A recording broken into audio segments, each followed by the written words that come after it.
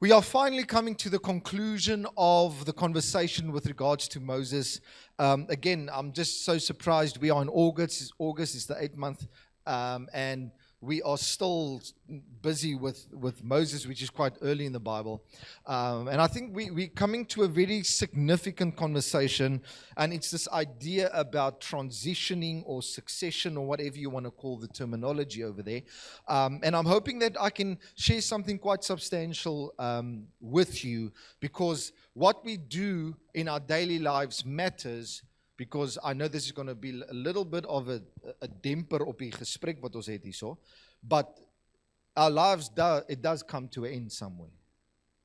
Somewhere along the journey, things don't only begin, but they stop as well. And that is always an uncomfortable conversation and always an uncomfortable thought. And I'm hoping that we can look at the conversation of Moses, because Moses' leadership comes to an end at a certain stage. And I want you to follow me as we zoom in to what happens at this conclusion of the story of Moses. And I'm hoping there's some valuable lessons that we can take from that. Numbers 27 verse 15, and it reads the following. And Moses spoke to the Lord, saying, verse 16, let the Lord, the God of the spirits of all flesh, appoint a man over the congregation, who shall go out before them and come in before them, who shall lead them out and bring them in, that the congregation of the Lord may not be as sheep that have no shepherd. Verse 18, so the Lord said to Moses, take Joshua, the son of Nun, a man in whom is the Spirit, and lay your hand on him. Verse 19. Make him stand before Eleazar the priest and all the congregation. You shall commission him in their sight. Verse 20. You shall invest him with some of your authority. I want you to pick up on that terms. You shall invest him with some of your authority, that all the congregation of the people of Israel may obey. Verse 21. And he shall stand before Eleazar the priest, who shall inquire for him by the judgment of the Urim before the Lord. At his word they shall go out, and at his word they shall come in, both he and all the people of Israel with him, the whole congregation. We're going to talk a little bit about that transition, that succession type of conversation there. And I'm going to use some practical examples, and I'm hoping at the end we can apply this to our lives, and it will be something beneficial to you as well. So I want to remind you about last week. We said something last week, and I just want to focus on a couple of these things quickly. When we spoke about this idea of the Israelites being in the wilderness, we said that God did not give Israel a lecture on trust, but what happened is, on the next day, he placed them in situations where trust had to be practiced. And I hope you guys can remember last week. So we all had these we call it manipulators in your hand. You had to throw it up, you had to catch, and I saw everyone that dropped the ball. I saw everything on the camera. We took pictures, we posted it everywhere. It was fantastic. And the whole conversation was this, that, you know, as we're doing an activity, we kind of feel embarrassed, because what if I drop the ball and people are watching me? You know, what happens if I do something silly and it just doesn't work out? But in reality, the conversation was this, that the only way for us to get better is to practice something, okay? And so that's what we spoke about last week. So you noticed that God puts Israel in a position where they need to practice their trust. And by definition, practicing their trust means that they're not going to get it right always. And that's why God is gracious to us. You see, us as humans, this is not a part of my notes, but I just want to share this. Us as humans, we can be very wrathful to one another. You know, so when we fail, we judge instantly. But God looks at us and fail and says, oh, that's good. You learned a lesson. We're going to practice again, okay? And then you fail a little bit. Yeah, it's okay. We're going to practice again. But God looks from a different perspective, and He gives us space to practice. You see, and God doesn't only bring Israel out of Egypt, He teaches Egypt out of us. Now, I've got someone in the congregation that actually WhatsApped that second part to me again. Okay, I was just complaining about something, and she just WhatsApped that He teaches Egypt out of Israel. And I just want to mention, Auntie Isabel, thank you. Okay, I felt convinced. Do you know, sometimes you give advice, But it feels different when you get that same advice. It's exactly what happened. Anyway, that's just something internally that took place, okay? But I want you to understand what we spoke about last week is that God is teaching Egypt out of them. And failure is not the opposite of this learning process. On the contrary, failure makes learning possible. And that is the essence of what we spoke about. And I want you to grab hold of this as we're going to move into this conversation.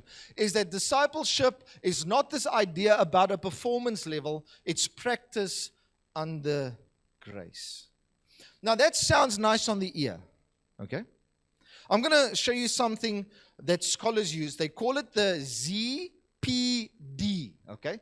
It's called the Zone of Proximal Development, okay? So we're going to do theory, and then I'm going to explain to you what this feels like in practice.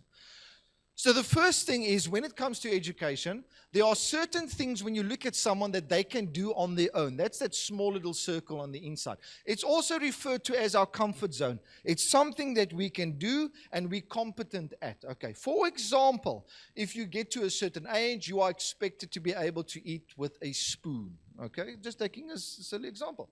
But put a spoon into someone young's hand, and you will notice that they feel uncomfortable because they are not used to the movements, okay, and how things progress. But the bottom line is, many of us, all of us, there's a certain zone that we say, I can do it. But then there's a section that says, I can do it with help. That's the blue circle that you see over there. Now, understand, let me just explain to you. So we've got a zone where we are comfortable in. Then we have a zone where we are capable of doing it, but we need help. Like when I do the dishes, okay?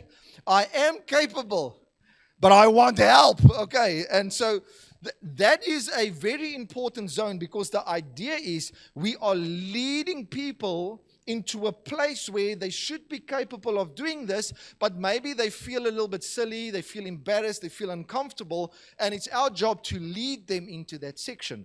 Now, when it comes to education, there can be very bad consequences when you teach kids how to hold a pencil incorrectly or form shapes incorrectly. But when it comes to leadership and adults, it becomes even more dangerous, because my bad habits can lead people into a position where I duplicate those bad habits, okay?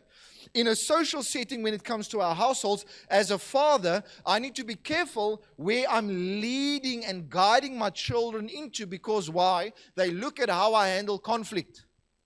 They look at how I handle fear. They look how I handle when things do not go my way. And so what happens is, when they are faced with certain things, they will expect someone to lead them into that. And this is where it becomes a little bit scary, a little bit dangerous to a certain degree, because we become accountable. Now, if that's true for our family, that's true for church as well. And so we all find ourselves at different levels on a spiritual space, but we are all accountable to one another, which means we sometimes lead people in the zone of proximal development, where they will lean into us and they will grow from the example we show them. And, well, I know this sounds fine, but let me explain to you how this works in practice, okay? So not too long ago, we had this fantastic idea that we are going to go quad biking with our family, okay? And the idea is great until we got there and noticed we are 5 people and only 3 quad bikes, okay? So we had to share. Because I'm an emotional eater, the CC of the quad bike was not always as sufficient as it was supposed to be. But anyway, so they decided to put my youngest son, he's not in church, so I can gossip about him, okay. My youngest son, AJ, with me. Now, if you know my youngest son, that guy het nie brieke nie, okay? There's no brakes on that guy. When he was small, he broke his front teeth twice, okay? Not once. You would think an accident happens and you learn.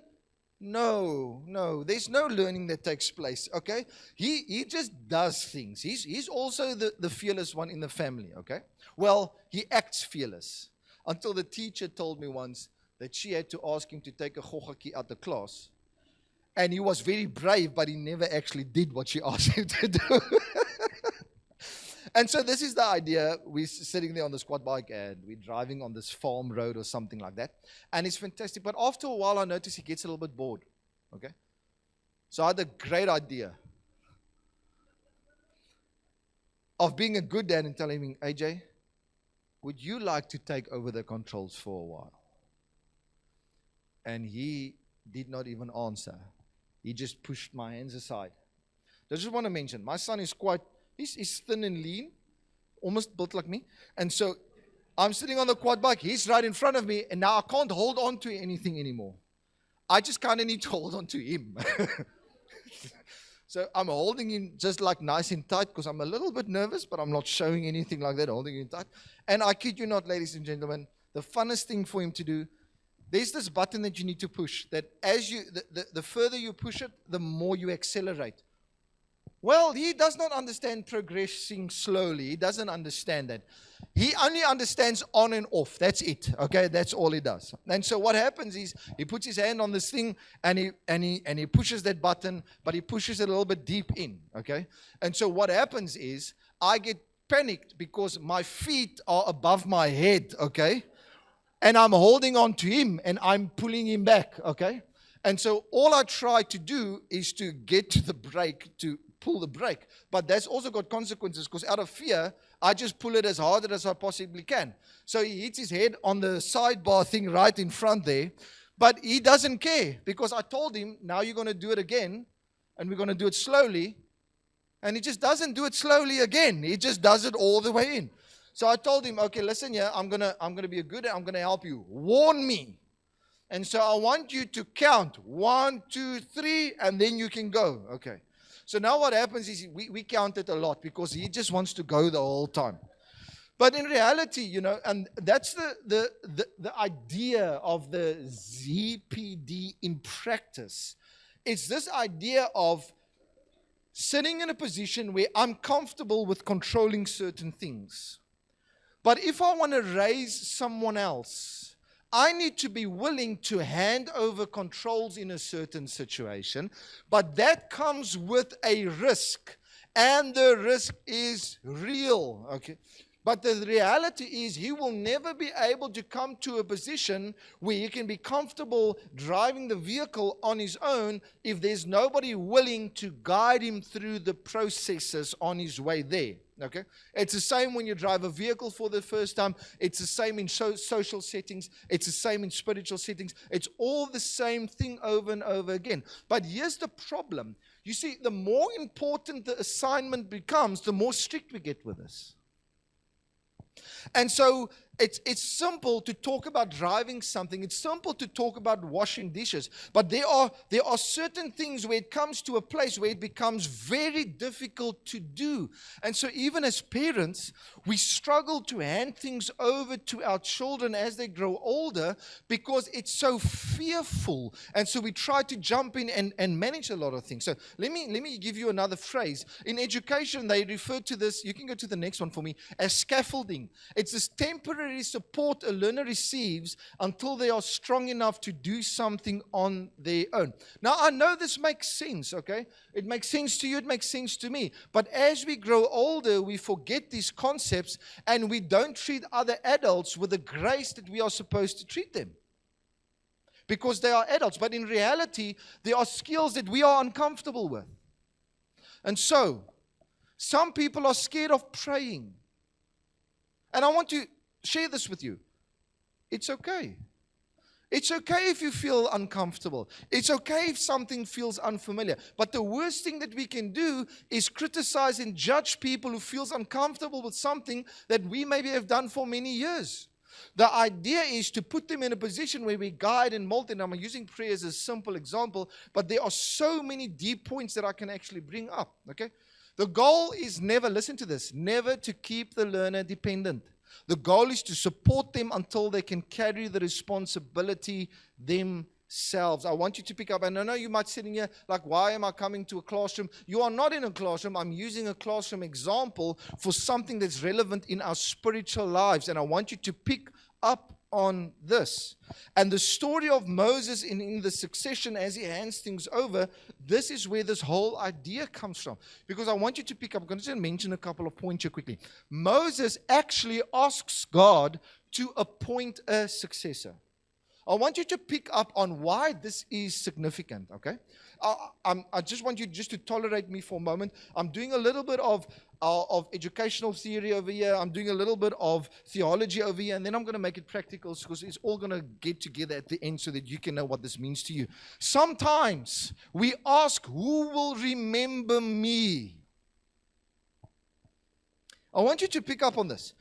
What Moses is doing is significant because I want you to understand something. He paid an expensive price to get the nation of Israel to this point. I want you to think about this. He made severe sacrifices in his life. He gave up his comfortability in his hometown. I want you to think about all these conversations we had about Moses over the last 4 sermons that I preached. All these conversations as they're building up. It was not something cheap. It was something difficult. There are occasions where Moses just wants to give up. It's just too much to carry. And the reality is, and I want you to pick up on this, when we sacrificed much, we want many times this conversation to kind of stop with us. I'm going to show it to you guys. But Moses does something and he says, it's not about who will remember me. Even in the most final part of his conclusion, he's concerned about one thing. What will happen to them? Not who's going to honor me. Not who's going to applaud me. Who's going to reward me. No. It's not about me. It's about this conversation about what can I do that it will benefit the person that comes after me. Another thing that's important is on the next, you can go to the next one for me. Moses publicly commissions Joshua. I want you to pick up on this. Joshua did not have, you can go to the next one for me, please. He did not have to fight for legitimacy. I know this, you're not feeling it yet, okay? But I'm going to draw this to your families. I'm going to draw this through to your children. I'm going to draw this through to your spiritual walk as well. So I just need you just to bear with me for a second. But I want you to pick up on something in the next slide. Moses lends Joshua his credibility. I want you to pick up on that. Okay. For us who are following the footsteps of others. Sometimes we get arrogant, but the reality is there was someone, you can go to the previous one for me, please. Not sometimes, all the time, there was someone that was willing to lend certain skill sets to us as we were busy being developed. And so sometimes we get arrogant with the blessings that we get to enjoy. We get arrogant with our privilege and we get selfish with our privilege. And that's going to be another important conversation as I'm going to land in a few minutes. Okay. Not only does Moses lend his credibility, he encourages Joshua. I want you to pick up on this, okay? Moses uses his final influence to strengthen the next leader. Strengthen the next leader. I want you to pick up, strengthen the next leader. Sometimes when it comes to my kids or whatever the case may be, I get really frustrated because they don't pack away their dishes and they're still young. And the point just being is, then I always ask, but how are you going to manage when you live life on your own? I'm not sure if you guys asked this before, but I've asked this plenty of times. But I want you to pick up on Moses. Moses does not do that with Joshua. No, he speaks courage into him. He builds into him. But out of my frustration, I sometimes end up questioning their ability, And there's nothing wrong with being productive and asking healthy questions if they're healthy. And so there's nothing wrong with those concepts. But in reality, this process of Moses does not come naturally to us. Not only that, I want you to pick up on this. The Bible records that we read that Joshua receives wisdom. But listen to this. I want you to understand where the wisdom comes from, because Moses was willing to pass on that wisdom. And so this whole conversation shows us that where Moses ended, Joshua began. this becomes a significant conversation. When Moses ended, Joshua began, because when we feel that we have carried much, we sometimes want the story to end with us. Because we want people to know what it cost us. Okay. Let me explain to you in simple terms. When we're at home and I'm tired and I can't reach my cell phone, it's literally like 7 meters away, I would call to my children 15 meters away. And it would sound something like this: JJ, would you please bring me my cell phone? And then he would say something like, no, I'm in a game. And whenever they say that, I hear my mom's voice, but just pause the game. That's a conversation for another day, okay? Nope. You don't pause the game. Okay, any case. And then you know what? As a humble father I am, then I just shout back at him. Who do you think pays for the Wi-Fi that you are playing games on in your room? And then apparently they can't hear us because they play with earphones. So I don't know. But you notice what I'm doing. I'm telling him, you need to do me a favor because it's costing me something for you to get that what you are doing. Ladies and gentlemen, this does not only happen in our households. This happens at our work. This happens in our relationship. And this happens with God as well. You see, we handle God in a similar manner. Like, Lord, you need to do something now for me because I did something for you as well. And we become transactional in this process. But it shows a very selfish nature. And I'm not being rude. I understand this because I do this myself. It's almost intrinsic to the human nature where we do that. If I do something for you, you need to do something back. It's just how many of us is wired. But in reality, Moses comes to a place where it cost him everything, but he uses his last bit of strength, his last bit of influence, and say, I'm going to add something to you, irrespective of what this cost me. On the contrary, I'm going to give you even something more, irrespective, so that you can win in this journey moving forward. He equips him to win. Moses does not build his final moments around recognition. He uses his last bit of influence to prepare Joshua. And I want to explain to you why this is important. I'm going to ask my mom if she can just join me on the pulpit, if she doesn't mind. Now, just want to mention, let me explain this to you. So, because sometimes we confuse this, okay?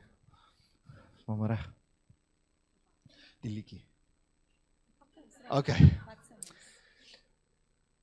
I just want to mention this. So, I want this chair to represent something like authority and power, okay? I want you to imagine Moses seated on this chair. But there comes a stage where Moses needs to step down. I'm going to use this as an example, okay? Now I'm going to sit on this chair. I enjoy the recognition. I enjoy the status, whatever you want to term this. I also have this responsibility. But I want you to understand something.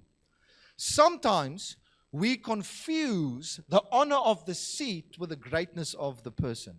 But this is very simple. But the moment I step off this, and someone else replaces me. Okay, hip replacements are expensive, but just stand in front of the chair. I can get on the chair, but it won't be lazy. But it's in front of everyone. That's live. Oh, no. Okay, I'm just going to do Okay, just do that. Okay. Now the attention is shifting over to the next person. The honor shifts over to the next person. The responsibility, thank goodness, that's also shifting over to the next person.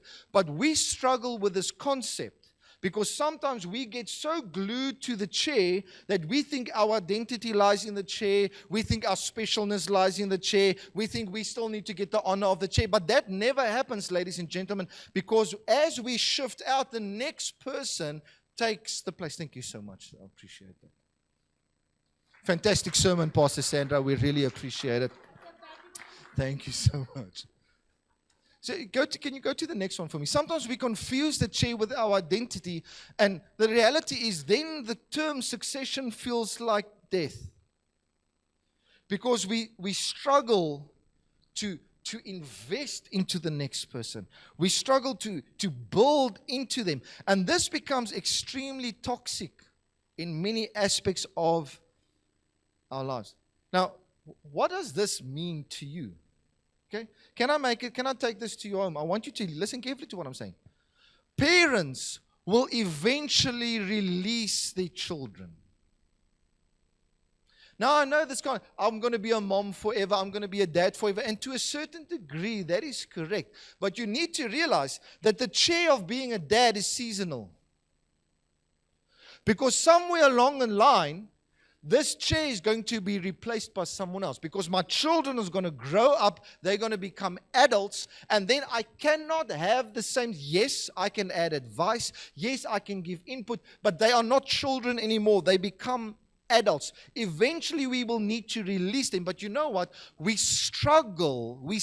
I struggle with this because we are fearful. I struggle because I want them to do everything right, but that's a little bit unfair because I didn't even do everything right. And so now I impose my idea of perfection on their lives, and I didn't live up to that same standard. So now we struggle to open the seat and let them sit in their lives and rule. That's a very harsh word. You guys are smart enough. You get exactly what I'm saying. But it's not just parents. Sometimes ministry leaders train new volunteers as well. Sometimes someone will replace you. I can promise you this. I will not be the last pastor in this church. Maybe some of the other leaders thought this, but you're never going to be that. There will always be someone else that's ready to lead, someone else ready to take over. And this is not a power conversation. If you get stuck on that point, you're kind of missing the point that I'm trying to bring across. Can I go to business? Business leaders, they mentor successors. It just happens. See, I want you to get this, okay? And Moses understood this. The chair, or in his case, his staff, it was never given to make us important. You see, it was never so that the attention and the focus can be on you. Let me explain to you this way. It was given so that we could steward faithfully for a season. You need to steward your children faithfully for a season. Your children is not there to make you feel important. It's the other way around. You have this assignment to make sure that they feel important. It's the other way around. When we serve in these seats, when we lead an organization, when you're a pastor, whatever the case may be, when you're a leader of a team, it's not about gaining something out of this. No, it's about serving the people and using your gifting area so that you can empower other people. Well, at least that is the conversation Moses is having. In God's kingdom, greatness is never measured by our ability to hold on to power. Greatness is measured by how faithfully we use power to serve others. And I want you to grab hold of this, because now it's easy for us to point finger, but I've got a hunch that all of us struggle with this. All of us. We can maybe have a mask on the outside and say, it doesn't matter so much to me, or it's not so much important to me. But it becomes difficult because this becomes sentimental to us. And we want to hold on, and we want to, in Afrikaans sê ons wil dit koester. But in reality, it's not the importance of us. That does not mean that all leaders are equal. That's not what I'm trying to say, okay? Because you have fantastic leaders and you've got horrible leaders, whatever the case may be. But I'm just trying to bring this concept across, that we understand that we are required to remain faithful in service, and we constantly need to look at what can I do to add value to my children? What can I do to add value to the congregation? What can I do to add value to my colleagues? Instead of showing up, say, what can you do for me? Moses comes to a place and said, this cost me everything, and I'm still willing to give a little bit more. So, I'm going to ask the volunteers just to hand out those pieces of paper. If you don't mind, I would really appreciate that. I'm going to give you a piece of paper because it's cheap. Uh, and if you need a pencil, they're going to hand something out quickly to you. And no, you're not going to draw a picture. And your CVV number is also safe, so I don't want you to worry about this. But I want you just to do something practical with me just for a second. Where I want you to, we're going to do a couple of questions. It's just going to be 3. And I want you to ponder about this, okay? If you're sitting next to your spouse, fold it in double so that they can't see what you're writing down, okay? Just in case, just for security purposes. You know the Poppy Act and all those type of things. So we just have to make sure we follow all the rules, okay? Just for time's sake, I'm just going to proceed so long. Nothing funny. This is completely personal. If anyone, you can even take out your phone, and if you've got a memo or whatever on there, you can just dot it down there. I want you to write down this question: what chair am I sitting on? If you would just if you just tolerate me for a moment, just write down, what chair am I sitting on? We are almost finished with the sermon this morning. And if you don't know, let me put this. If you're Afrikaans, I will forgive you if you say, what chair is I sitting on? That's also fine. Just as long as you write down the question. Okay, I'm not judging. I need to get Copilot to help me spell as well, so don't worry about that. What chair am I sitting on? And I'm gonna give you some guidance here when it comes to the chair, the idea of responsibility, the idea of ability. I want you, please don't get too distracted, because this is going to be the most important part of my sermon. The chair that you are sitting on can be as a parent, as a spouse, as a leader, as a friend, as a volunteer. I want you to write down those things. So, what is this thing that you are responsible for in your life? In my case, it will be, I'm a father of 3 kids. In my case is, I have the privilege of leading a church. I've got a job as well. And so you can jot down a couple of those things, okay? And now I want you to ask, and now it's going to get a little bit tough, because I want you to understand this. Now I want to ask you this next question, and you maybe don't even have to write an answer. Am I carrying it as ownership or stewardship? If you can write down that next question. Listen to this. And this is Pastor Sandra's fault, because she spoke about this a while ago. So it's been stuck in my head ever since our Ignite conference. Do you own your family? Or do you steward your family? Do you own your kids? Or do you steward your kids? Do you own your job? Or do you steward your job? I hope you guys are getting the point that I'm trying to bring across. Because I want you to understand, and I'm also guilty of this, because one of our values, our cultural commands in our church, is this idea of ownership. Because the agenda is, the conversation is, I want you to take responsibility of things around us. But in reality, we never own many things in any case. We only steward them. The problem with ownership is this. The word ownership gives access to words like, it's mine, it's under my control, and I need to get recognition for this. But Moses comes to a place where he knew this since day one. He is stewarding a nation on behalf of God.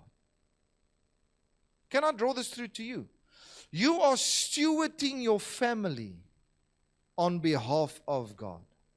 You are stewarding your children on behalf of God. You are stewarding your job, your assignment, your business, whatever the case may be, on behalf of God. And so when we come to a place of ownership, it becomes the most drastic thing in our life, because this is mine. I own this. I should be recognized because this cost me a price. But when we come to service in God, it's not about using that to retain the authority, but I'm doing everything I can to give away the authority. Do you know who else did this in the Bible? Jesus. He sacrificed everything, not simply because it's about this idea of gaining authority. No, he sacrificed everything so that we can have authority, so that we can have access. And I want to ask you this question: who is my Joshua?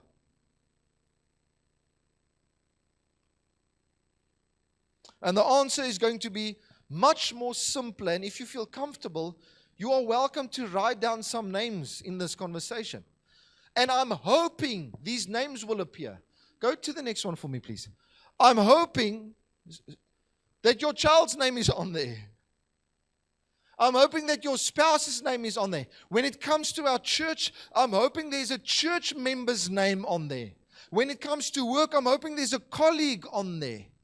Because remember, ladies and gentlemen, church, we have received gifts to be a blessing.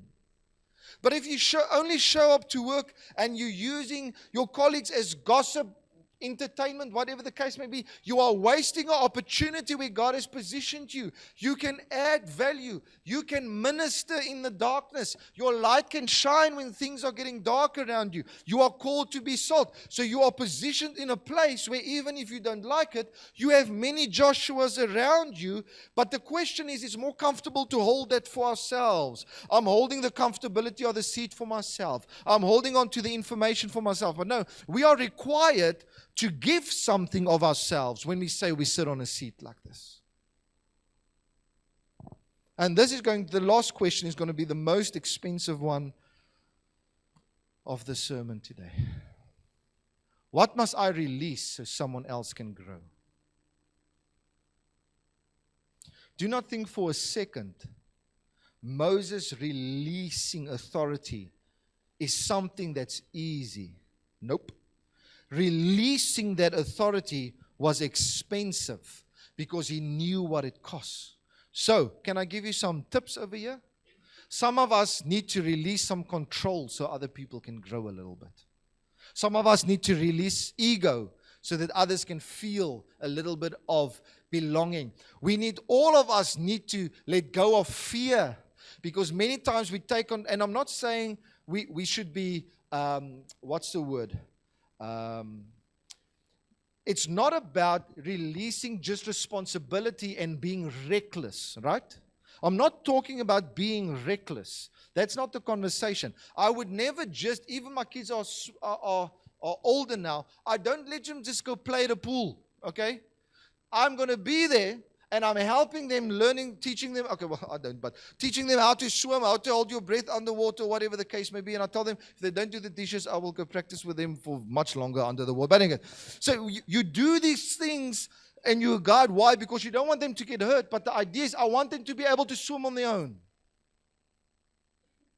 And that's scary, isn't it? when JJ was small, I don't know, his mom put on these small little blue tight ski pants stuff when he went swimming. And I could just remember my face was cool and calm. But every time that teacher asked that, 2-year-old boy, jump in the pool, my heart, I don't know, something happens on the inside, and then he jumps into the pool, and all I want to do, there's a teacher there, but I just want to jump in and help because my son is underwater, and the teacher's just calm. And you know what they do? Your child jumps into the water, he's underwater, and then she turns around and helps another child over here. And I'm like, the teacher, no, it's fine. He's doing fine. And it's unbearable. But through those actions, in trusting a teacher, he is learning, he's growing, he's developing. And it's scary. So, I want to conclude. So many of us need to let go of resentment. And then probably the stuff many of us are guilty of is just laziness. Sometimes we need to let go of laziness and be willing to invest into people around us. Because it's not that we can't, sometimes we just choose not to because it's effort. It's so much effort to train someone new, but it's the only way. I know you can do it better. I know you can do it faster, but if you never allow them to do it, they're going to make mistakes. You will have to rectify mistakes. You will have to teach them, but it's the only way for growth to take place. So let me conclude. Here's some tips, and this is an obvious one. Love your family well. Love your family well. If you want to be like Moses, you need to work on yourself to love them well. And that definition can look differently for many people because we are so diverse. But I need you to come to a place where you look yourself in the mirror and say, I'm loving my family well. Can I say the next one? I want you to serve God's house well. And this is not a a way to manipulate people to be loyal to a building. No, I'm talking about people around you. I want you to serve the people seated next to you. Do that well. Come to a place where you give. Come to a place where you invest. Come to a place where you spend time. You are building up people so that they can grow and develop. And it links on to the next point that says, encourage the next person well.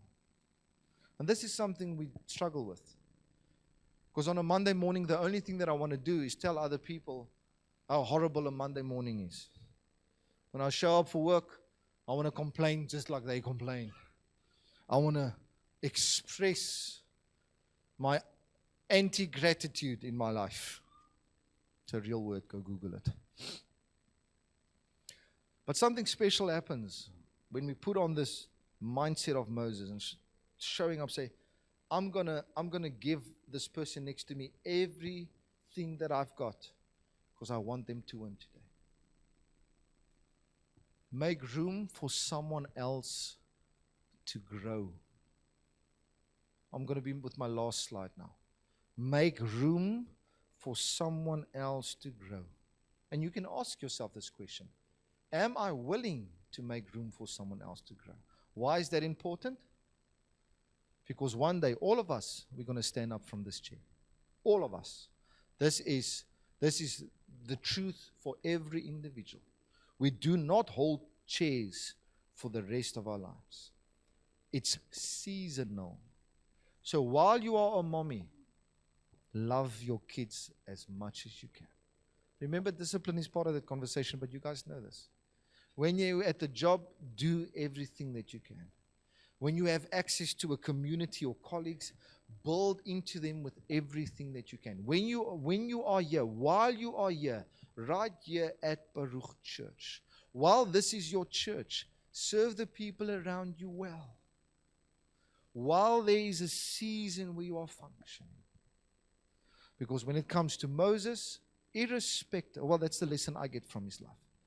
It was always about, what can I do so that the next person can be shepherded well, so that they can lead beyond me. Let's pray. Father, thank you for your word. Thank you for this beautiful example of Moses and this succession that's taking place between Moses and Joshua and how that affects the nation, Lord. Father, thank you so much that we have this blessing that we can take a peek into the conversations that took place.